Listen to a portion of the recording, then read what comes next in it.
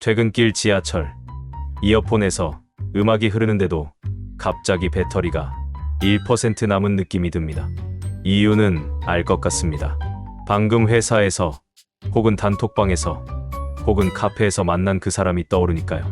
분명 대화를 나눴을 뿐인데 몸이 고단해지고 표정이 말라버립니다. 이상하죠? 웃으면서 이야기했는데 집에 와보니 온몸이 축 늘어져 있습니다. 오늘 우리는 그 묘한 피로의 근원을 따라가 보려 합니다. 당신을 지치게 만드는 사람들, 그들의 공통된 공기를 들여다보면 왜 나는 이렇게 빨리 방전될까 하는 의문도 함께 풀릴 거예요. 먼저 떠올려 보세요. 당신 근처에는 말을 꺼내기도 전에 이미 답을 준비한 사람이 있지 않나요? 그래도 너보단 나아 그럴 줄 알았어. 그러니까 내가 뭘 했어 같은 문장을 습관처럼 던지는 사람. 당신이 경험을 나누기도 전에 상대는 자기 이야기로 대화를 가로챕니다. 마치 무대 중앙을 독점하려는 배우처럼 스포트라이트만 찾죠. 그 순간 우리는 듣는 존재가 아니라 관중석에 억지로 끌려온 구경꾼이 됩니다. 에너지가 고갈되는 이유는 단순합니다. 교감이 빠져 있기 때문입니다. 공감 대신 비교, 이해 대신 판단, 관심 대신 자랑. 이런 대화는 우리가 내쉰 숨을 다시 들이마시게 만듭니다. 산소가 사라지면 당연히 숨이 가빠질 수밖에요. 또 다른 유형은 만남의 첫 문장부터 하소연으로 시작하는 사람입니다. 날씨 이야기 대신 깊은 한숨, 안부 대신 연쇄적인 불평. 누구나 힘든 날이 있지만 문제는 패턴입니다. 늘 세상은 불공평하고 자신은 피해자이며 해결책은 타인이 대신 찾아줘야 한다는 태도. 그 앞에서 우리는 감정 쓰레기통이 되곤 합니다. 처음엔 위로해주고 싶은 마음이었는데 어느새 우리는 지쳐버린 상담가가 되어 있죠. 돌이켜보면 상대는 내 말을 귀 기울여준 적이 거의 없습니다. 그르는 강물 위에 돌 하나 던져보는 여유조차 주지 않은 채 자신의 불행을 흘려보내는데 우리 어깨를 둑처럼 사용합니다. 그리고 떠난 뒤엔 당신만이 축축이 젖은 채 남아 있습니다. 경계를 허물어뜨리는 사람도 있습니다.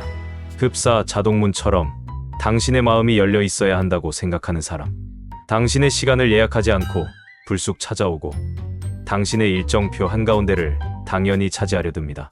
반대로 당신이 도움을 요청하면 사정이 생겼다며 뒤로 물러나는 일도 많죠. 그들은 우린 친하잖아라는 말로 당신의 공간을 무단 점거하고 그 정도는 해줄 수 있지 라며 작은 배려까지 의무로 포장합니다. 에너지가 새나가는 이유는 명확합니다. 경계가 뚫린 순간 우리의 시간과 체력, 심지어 자존감까지 무방비 상태가 되니까요. 우리가 피곤한 건 바쁘기 때문이 아니라 나를 위한 시간이 빠져나가고 있기 때문입니다. 그리고 어딜 가나 드라마를 만드는 사람이 있습니다. 작은 오해를 폭풍처럼 키우고 일부러 갈등의 불씨를 옮기며 자신이 중심에 서야 직성이 풀립니다. 이게 다 너 걱정돼서 그래라는 말을 무기로 사용하지만 실제론 관심을 갈구하는 구조입니다. 그들이 없는 곳에서도 그들의 이야기는 계속됩니다. 갈등이라는 텔레비전을 꺼야 하는데 채널을 돌릴 리모컨이 내 손에 없다는 게 문제죠. 한 번 말려들면 정서적 과부하가 찾아오고 우리는 불안과 긴장 속에서 에너지를 소진합니다. 이런 사람 옆에서 나라는 캐릭터는 늘 조연이 됩니다. 조연에게 주어진 대사는 한숨뿐이죠. 피곤함을 몰고 다니는 사람들의 또 다른 공통점은 긍정의 잉크를 아예 들고 다니지 않는다는 겁니다. 누군가의 성취를 들으면 부럽다 대신 운이 좋았네라며 가치를 깎습니다. 새로운 아이디어에는 근데 그거 위험하지 않아? 하며 겁부터 줍니다. 마치 책상 위에서 형광펜 대신 검은 매직을 꺼내드는 사람처럼 무엇이든 검게 칠해야 마음이 편안해지는 듯 보입니다. 그들에게 둘러싸이면 어느새 우리도 색깔을 잃고 회색빛으로 바래버립니다. 열정, 호기심, 설렘 같은 밝은 색채들이 서서히 사라지는 거죠. 결국 자신도 모르게 안전하게 살아야 한다는 두려움이 마음의 벽을 두껍게 만들어버립니다. 피곤함을 유발하는 사람들은 자기 모순을 해결할 생각이 없습니다. 나는 솔직해서 그래라고 말하면서 타인의 솔직함에는 불쾌감을 드러냅니다. 나는 직설적일 뿐이라고 하면서 정작 직설적인 조언을 들으면 마음을 닫습니다. 문제는 그들이 스스로 투명하다고 믿는다는 점입니다. 하지만 정작 투명해져야 할 것은 말이 아니라 책임감입니다. 책임을 지지 않는 솔직함은 사실 돌멩이일 뿐입니다. 돌멩이는 던진 사람이 기억하지 못해도 맞은 사람은 기억합니다.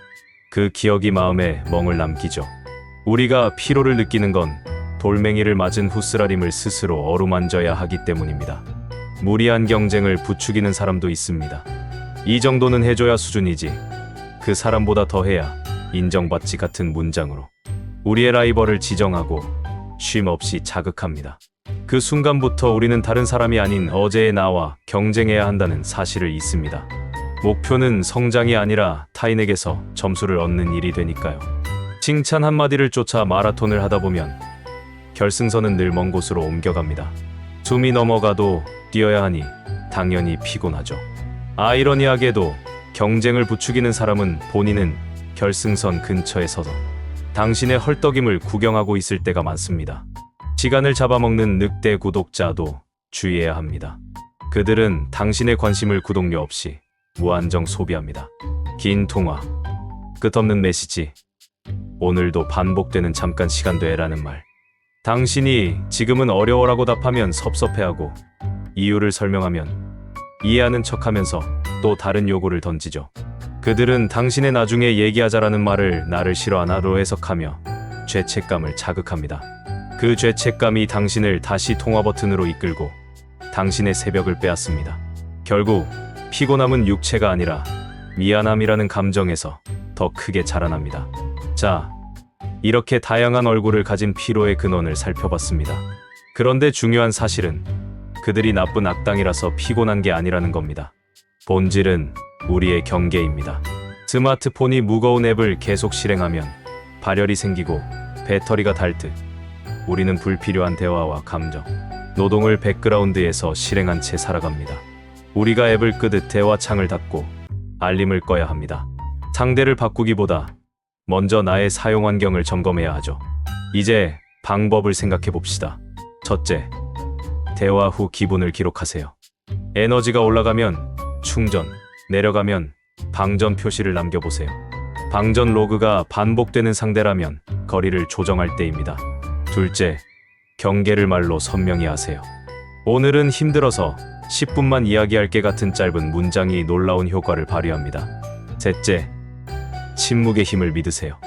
요구가 폭주할 때 당장 대답하지 않는 것도 방법입니다. 침묵이 불편하다면 그건 관계의 건강 상태를 알려주는 알람입니다. 넷째, 감정 쓰레기통 역할을 내려놓으세요. 경청은 뒤로 하는 것이지 가슴으로 쓰레기를 담는 일이 아닙니다. 공감은 필요하지만 해결사는 되어야 할 의무가 없습니다. 다섯째, 칭찬하고 격려하는 사람 곁에 머무르세요. 에너지는 나눌수록 늘어납니다. 밝은 색채는 서로의 삶을 비춰줍니다. 우리가 진짜 두려워해야 할 것은 사람 자체가 아니라 나를 잃은 채 관계를 지속하는 습관입니다. 피곤함을 느끼는 순간은 알람입니다. 예의와 배려 뒤에 숨은 불편함, 괜찮다는 말에 가려진 호흡곤란. 그때 우리는 멈추고 들여다보고 선택해야 합니다. 이 관계가 내 하루를 밝히는가? 아니면 어두운 터널로 끌고 가는가? 피곤함을 느꼈다면 이미 답은 몸이 알고 있습니다. 용기를 내서 한 발짝 물러나 보세요. 배터리를 다시 충전할 만한 거리에서 바라보면 그 사람이 정말로 소중한 인연인지 아니면 잠시 머물다 가야 할 지나가는 에피소드인지 선명해집니다. 오늘 영상을 보며 아마도 누군가의 얼굴이 떠올랐을 겁니다.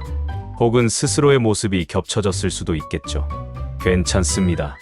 우리는 모두 누군가에게 피곤함을 주기도 받기도 하니까요. 핵심은 패턴을 알아차리는 것입니다. 그리고 패턴을 바꾸는 첫걸음은 작은 경계선 그리기, 한마디 덜 하기, 한 걸음 물러서서 숨을 고르는 일입니다. 그 작은 변화가 우리를 지켜줄 겁니다. 내 소중한 에너지, 내 하루의 빛깔, 그리고 내 마음의 평화를 위해 오늘부터 시도해보세요. 당신은 피곤함에 시달리기 위해 태어난 존재가 아니니까요.